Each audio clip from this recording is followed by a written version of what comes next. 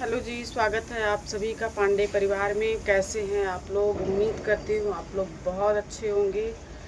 ये ब्लॉग मैं स्टार्ट कर रही हूँ शाम को। इस टाइम बज रहे हैं 7 और मैं अभी अभी थोड़ा सा अपना काम वाम ख़त्म करके सब उठी हूँ और कुछ वीडियोस थे एडिट करना, वो सारा काम करके स्कूल के बाद तो फिर यूट्यूब का काम होता है, फिर उसके बाद बच्चों को पढ़ाना, इन सब चीज़ों के साथ साथ और फिर उसके बाद आ जाते हैं यूट्यूब के काम पे। फिर शाम हो जाती है, फिर डिनर की तैयारी।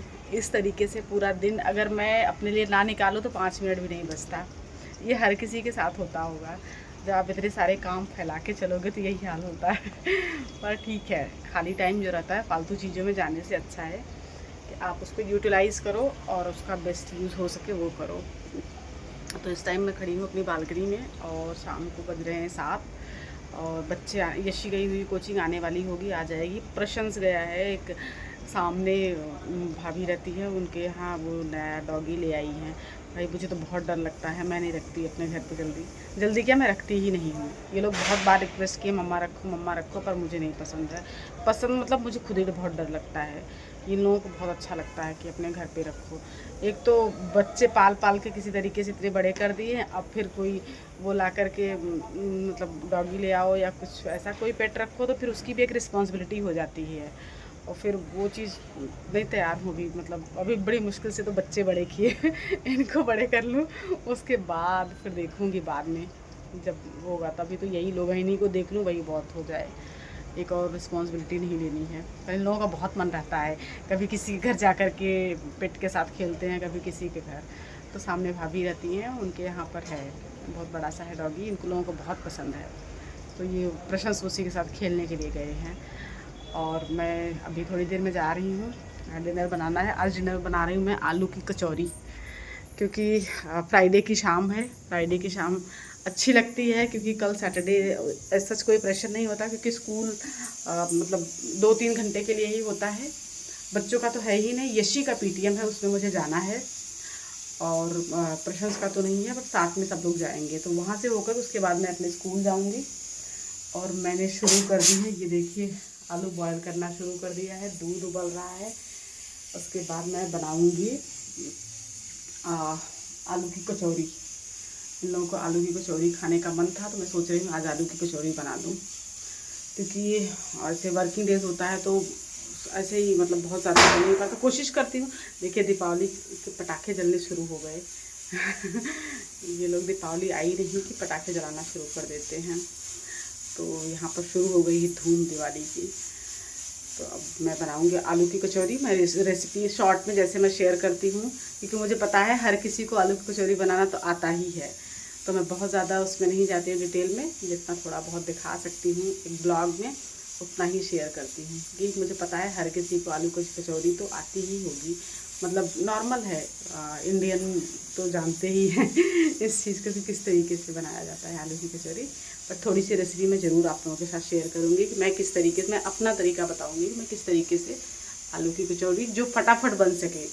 बनाने को तो आप बहुत लंबा टाइम ले सकते हैं, बहुत सारी चीज़ें, बहुत तरीके होते हैं, पर जो फटाफट बन सके मैं उसी तरीके को अपनाती हूँ और उसी तरीके से बनाती हूँ, जिससे मेरे बच्चे खा भी सके अपनी पसंद की चीज़ें और मेरा टाइम भी बच सके। उसी तरीके से मैं बनाती हूँ। चलिए, थैंक यू सो मच। तैयारी करती हूँ मैं आलू कचौरी की। मिलती हूँ थोड़ी देर बाद आप लोगों से। थैंक यू सो मच, बने रहे ब्लॉग में। और ये हैं प्रशंस पांडे। इनका बस चले तो अपने हिस्से का खाना पानी, दूध, फ्रूट सब ले जा कर के उसको खिला दें। डॉगी को इतना पसंद है इनको। देखिए किस तरीके से प्यार कर रहे हैं उसको।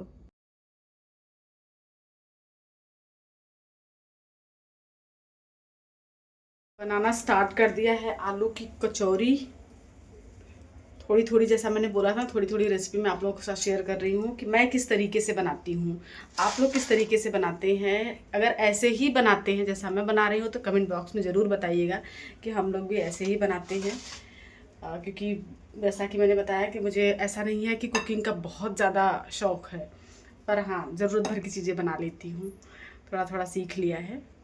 मतलब जो बच्चों को पसंद होता है। कोई कुक हो, मतलब अच्छी कुकिंग करता हो या ना करता हो, लेकिन जब आपके बच्चे बड़े हो जाते हैं ना, मतलब बच्चे थोड़ा सा बोलने वाले हो जाते हैं और थोड़ा फरमाइश करने लगते हैं, तो हर माँ जो होती है, हर कोई एक अच्छी शेफ़ बन ही जाती है। ठीक ठाक, मतलब काम चलाने लायक, मैं अच्छी शेफ़ तो नहीं बोलूँगी, मतलब काम चलाने लायक कि हो। और हर बच्चे के लिए उसकी माँ ही बेस्ट शेफ़ होती है। तो मैं भी वही कोशिश करती हूँ, जो इन लोगों की फरमाइश होती है उसको मैं बनाती रहती हूँ। बहुत अच्छा तो नहीं बना, मतलब है मेरा, पर ठीक है, बना लेती हूँ काम भर का, कि अगर आप लोगों को खाना होगा तो आप खा सकते हैं। ऐसा नहीं है कि नहीं पसंद आएगा, अच्छा लगेगा।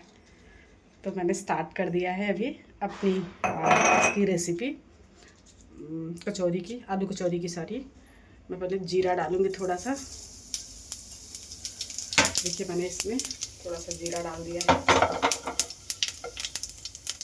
जीरा हो जाएगा। उसके बाद ये मैंने अदरक लहसुन का पेस्ट रखा हुआ है, कूट के, मतलब पेस्ट नहीं बनाती हूँ मैं, कूट के रखती हूँ, जिससे थोड़ा सा दरदरा हो तो उसका टेक्सचर आएगा, उसका टेस्ट भी आता है। ये है, इसमें मैंने रखे हुए हैं सॉल्ट, और ये प्याज तड़के के लिए, इसको मैंने काट के रखे हुए हैं। ये सब तड़के में ही जाएगा। और उसके बाद मैं थोड़ा सा यूज़ करती हूँ उसमें नींबू, मतलब जब इसका बोलते नहीं, आलू जो जिसकी फीलिंग करते हैं अच्छे से, जो स्टफिंग होती है उसको, उसके लिए जो आलू तैयार करती हूँ, जब ऐसे अच्छे से भून लेती हूँ, तो ऊपर से थोड़ा सा मैं या तो आमचूर पाउडर या फिर हल्का सा नींबू निचोड़ करके डाल देती हूँ, जिससे थोड़ा सा खट्टा बनाता है। तो बच्चों को भी पसंद आता है और मुझे भी। तो मैं इसी तरीके से बनाती हूँ। आलू देखिए अच्छे से मैश करके रख लिया है। अब जैसे जीरा हो जाएगा उसमें ये डालूंगी मैं पहले, जो अदरक और लहसुन का मैंने कूट के रखा हुआ है।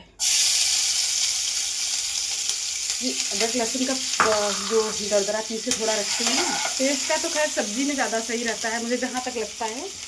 और जो दरदरा थोड़ा सा पीस के रखते हैं, वो कचौड़ी वगैरह या सैंडविच वगैरह बनाती हूँ ना, तो उसमें ज़्यादा अच्छा लगता है, क्योंकि उसमें उसका टेक्सचर भी आता है और उसका टेस्ट भी आता है, तो अच्छा लगता है। सब्ज़ी में क्या होता है कि वो अलग सा लगता है, अगर बहुत अच्छे से आपने भूना नहीं तो फिर उतना अच्छा नहीं लगता है। मतलब जो जिस तरीके से मैं बनाती हूँ मैं वो मतलब आप लोगों को बता रही हूँ, बाकी सबके अपने अपने तरीके होते हैं। तो देखिए मेरा अदरक लहसुन का पेस्ट जो था, पेस्ट नहीं दरदरा, फिर से पेस्ट बोल रही हूँ, वो जो था वो हल्का हल्का ब्राउन हो रहा है, हो जाएगा। उसके बाद मैं इसमें प्याज डालूँगी। मैंने बहुत थोड़ा सा शेयर किया है आप लोगों को, जैसा कि मैंने बोला आलू की कचौरी तो हर कोई बनाता है, हर किसी को आती होगी। तो मैंने, ये हो गया, थोड़ा सा ब्राउन हो जाएगा। उसके बाद मैं इसमें डालूँगी प्याज। काम भर का ब्राउन हो गया, मतलब कि जिससे कि उसकी स्मेल बहुत अच्छी आ रही है अदरक लहसुन की। अब मैं डाल दे रही हूँ इसमें प्याज।